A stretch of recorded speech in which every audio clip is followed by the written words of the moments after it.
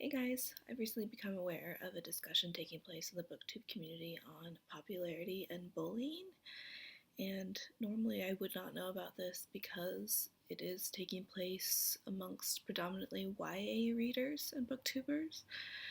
However, I learned about it through Liz Love's literature, and I've had some time to think about the implications of this rather dramatic episode, and I just had some observations that I wanted to share with you all because ultimately I think that conflict and debate can be a positive thing and it can provide the impetus for growth, and I wouldn't want this to just be chalked up to an unfortunate incident that we just need to forget.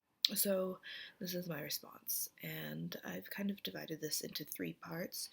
One concerning the booktube community in general, two concerning books and reading, and three, the self. And what ties us all together is the fact that I feel that I myself and other people in the community could stand to be a little more critical, and that when we are being critical, that this can be a good thing. I'll say right now that I don't think that meanness or bullying should ever be tolerated, and I think that what happened was unfortunate and some of the responses were unacceptable. However, I think it is also unrealistic of us as a community to expect this community to be 100% positive all the time. I think that 100% positivity is not only unrealistic, but it is unsustainable and perhaps even a little bit boring, to be perfectly honest. BookTube could benefit from more honesty, and what I would equate honesty with a critical eye towards how we are behaving, what we are creating, and how we are interacting. I have seen some people asserting that we should be nice to everyone, but the manifestation of that niceness is feeling obligated to watch everyone's video, like everyone's video, and comment on everyone's video. And I really disagree with that because I think if we can't watch everyone's video. There's not enough time in the day. And if we like and comment on every video, we are robbing both of those things of any meaning. If we like everything, liking means nothing. And if we comment on everything, even if we don't have something to say, that uh, makes the interaction really feel forced instead of organic. And the reverse is also true. When I don't like something, the dislike button is there for a reason. I think it is a way to signal your opinion to the content creator. And I know that, YouTube is kind of plagued by haters who will indiscriminately abuse the dislike button. But the reality is not everyone likes everything. And by participating in YouTube and in BookTube, everyone has to accept that we have made a conscious choice to be a part of a visually driven medium on the internet. So we are subjecting ourselves to public judgment, to comparison making, to censure, to like and dislike, to love and hate. So I guess I would just say that if you can't handle the heat, get out of the kitchen.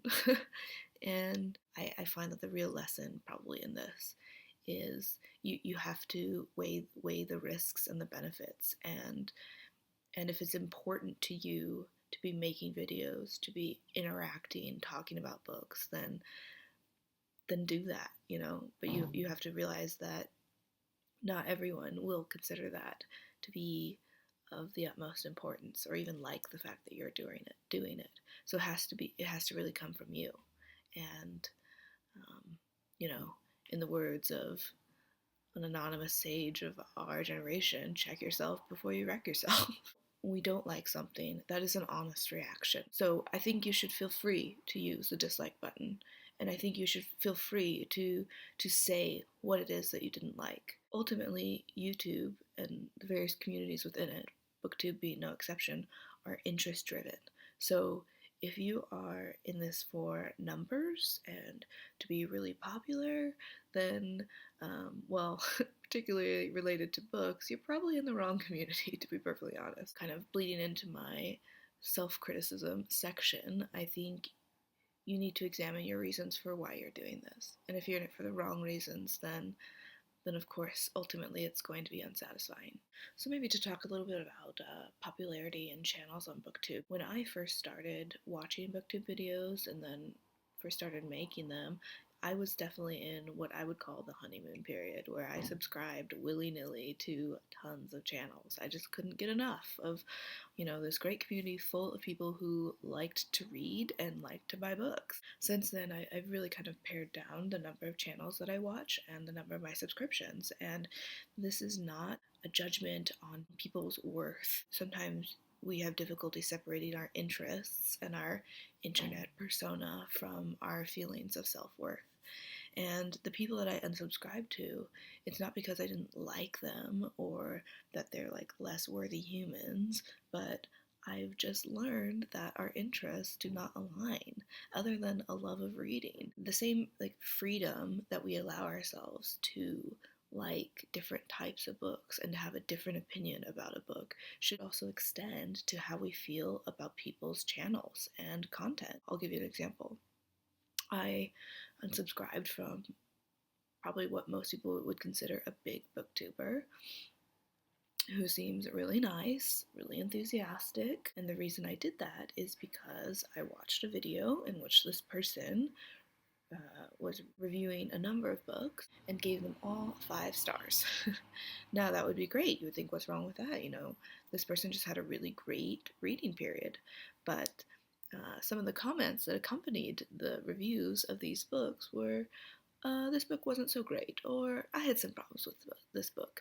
And it's their prerogative to still grant a 5-star rating to a problematic book, but this video really just illuminated the differences between my approach to reading and evaluating my reading experience and this person. So I made a conscious choice to stop watching, and I don't feel badly about that. I'll give you another example of where I think we can afford to be more critical. I have chosen on select occasions to give what could be construed as negative feedback. I viewed it as constructive, and it was really related to the concept of making book review videos. It's been a struggle in the booktube community. It's been a debate about why book review videos are not very popular. And people say that they don't like to watch them because they don't want to be spoiled. And I do think that's a valid claim. I do like to watch them, and I do think that the community could really benefit from more reviews. When I have watched review videos and when I have been spoiled, I have said something to the content creator because I think that is one way in which we can grow. And if people aren't watching book review videos because they have been spoiled and people consistently continue to spoil books in review videos, like we will never get past it. So, yeah, I have chosen to do that with varied results. And, to direct at the self too, I think that as content creators, we need to be willing to accept feedback, good and bad. It can't all be adulation all the time. And I've received negative feedback, people unsubscribing, perfectly fair. People telling me I talk too long, or people telling me I talk too quietly. And, I've tried to take that in stride and to use that as kind of a launching pad for improvement. While people need and crave validation, validation can come in multiple forms. And if somebody who enjoys watching my videos says I can't physically hear you, then of course I would want to remedy that for them. A pretty new booktuber, I think Steve reads books. He said at the end of most of his videos that if anyone has any feedback or any ideas for him or ways he could improve, that he is open to that, and I really admire and respect that.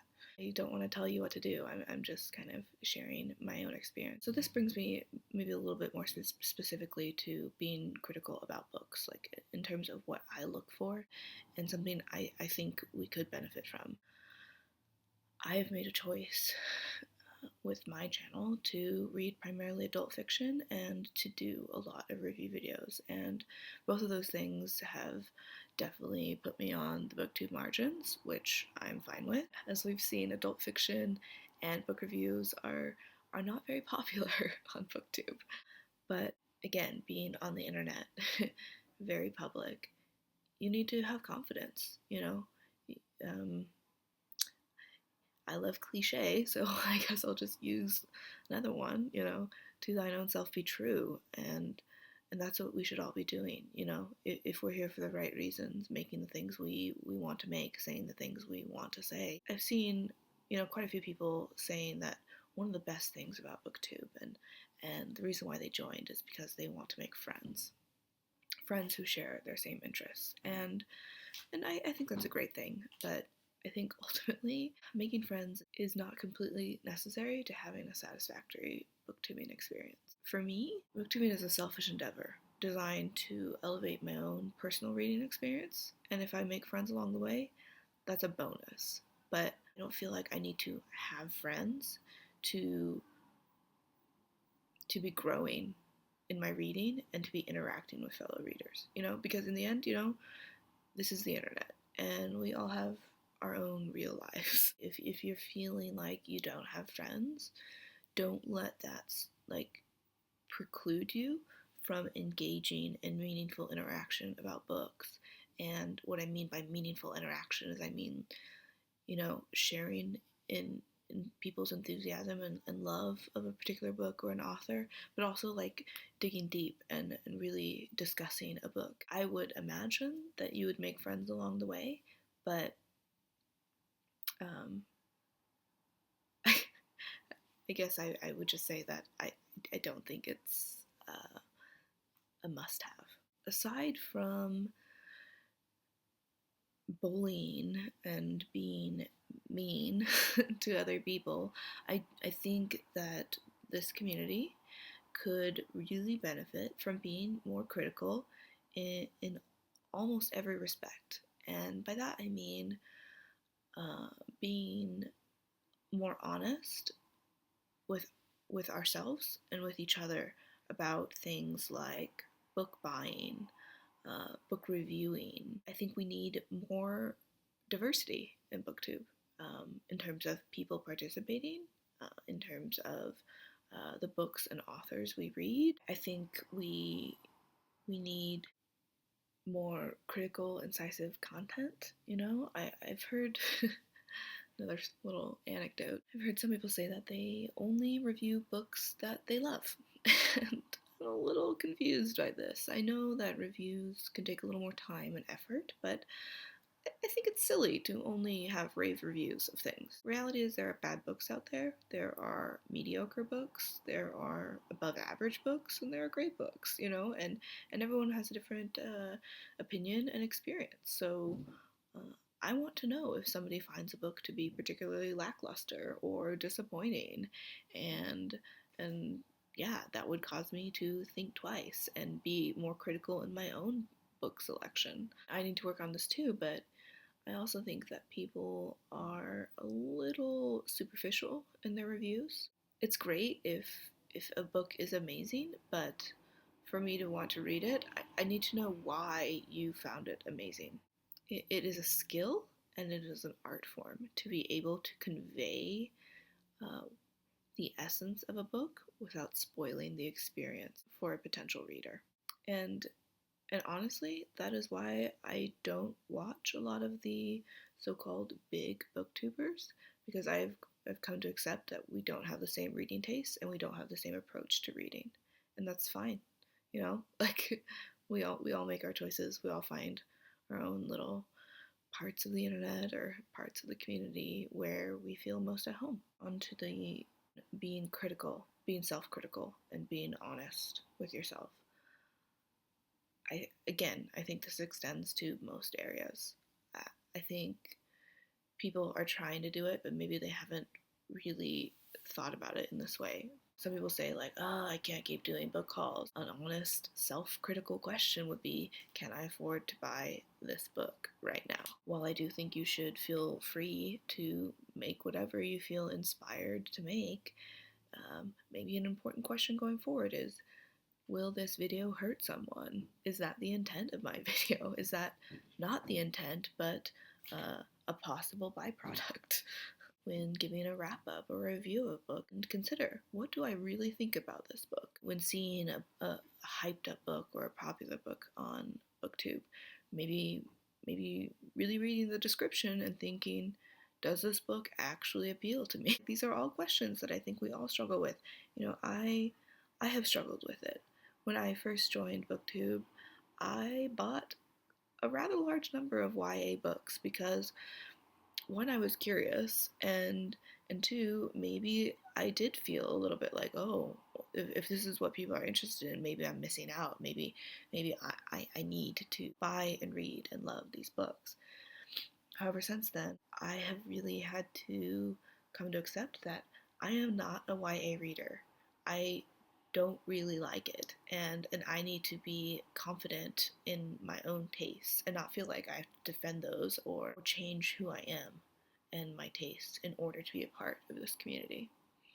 And the reverse is also true. Sometimes I see young adult readers feeling rather defensive about their tastes, um, and I don't think you should feel that way either. Like what you like, read what you want. So that's really what I have to say. I think I got a little jumbled in there, and I just wanted to end this video with a strategy that I use to find newer booktubers and booktubers with whom I have similar tastes. Take it or leave it. When I feel like I need to find more booktubers, I will search for a book haul or a book review, because I don't tend to subscribe to channels that don't review books, and I will filter by upload date. And then I will click on a few random ones, and if somebody says something I really like in a review, or shows some books that I'm really intrigued by, then I will subscribe to them. Maybe they have 100 subscribers, maybe they have 5. I don't really care. So maybe that can be useful to some of you. Given the title and theme of this video, I welcome your comments. I welcome discussion and debate about anything I have brought up, and I am open to your criticism. Not mean, but constructive. All right, that's it for today. Thanks, guys. Bye.